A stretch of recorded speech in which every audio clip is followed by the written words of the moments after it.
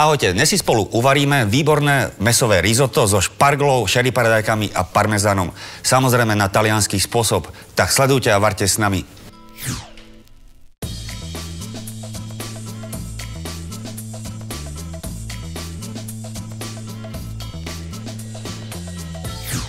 Tak pustíme sa rovno do prípravy. Začneme so šparglou. Šparglu najskôr ošupeme.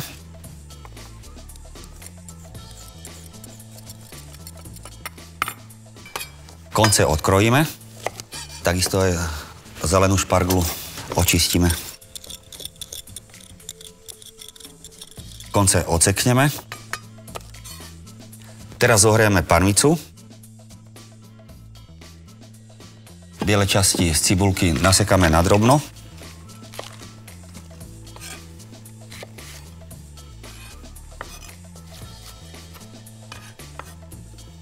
Na panvicu dáme olivový olej. Prihodíme cibulku.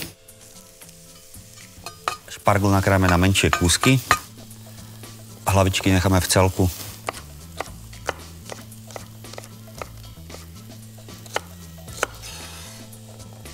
Cibulka sa restuje. Pridáme mäso.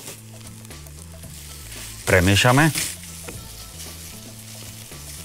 Osolíme, okoreníme.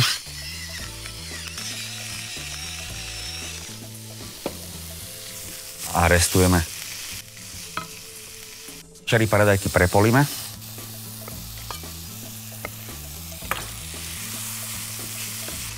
Mäso sa nám krásne restuje. Prisypeme ryžu.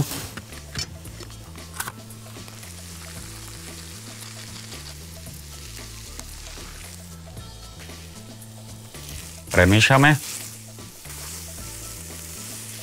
Teraz podlejeme bielým suchým vínom.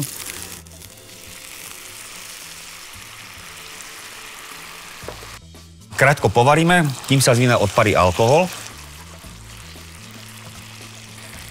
Pridáme nakrájané sherry paradajky. Stiahneme teplotu a za stáleho miešania risotto varíme. Samozrejme pridávame vývar postupne, kým ryža zmekne. Neskôr prihodíme nakrájanú šparglu, strúhaný parmezán, citrónovú šťavu a maslo.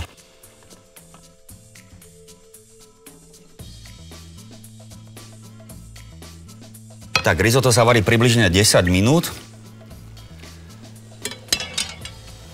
Prihodíme nakrájanú šparglu. Premiešame. Je dobre počas varenia, miešania občas ochutnať. Ak je treba dosoliť, dokoreniť. Tak pripravíme parmezán. Nastrúhame.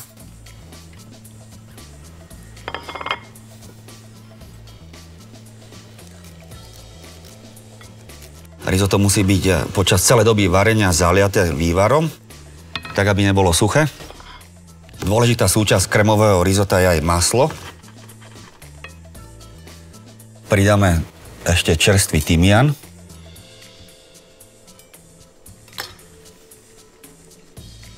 Krásne nám to rozvonia. Ochutnáme rýžu hlavne. Rýža by mala ostať al dente. To znamená, nesmie sa rozvariť.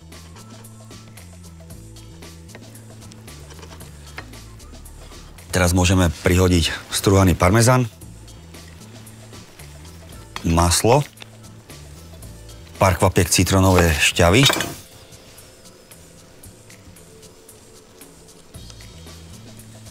zľahka premiešame, vypneme varnú dosku alebo stiahneme z ohňa a necháme chvíľu pod pokrievkou postať približne minútu.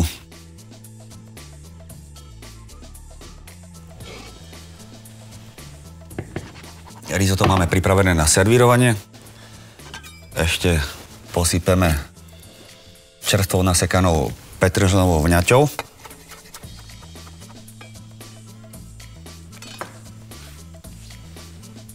A môžeme servírovať. Povrchu posypeme strúhaným parmezánom a pokvapkame extra panenským olivovým olejom. Tak dnešný recept máme hotový. Dúfam, že sa vám páčil a radi si ho pripravíte aj vy doma. Prajem vám dobrú chuť. Tento vynikajúci recept, ako aj ďalšie, nájdete na našom YouTube kanáli. Prihláste sa na odber.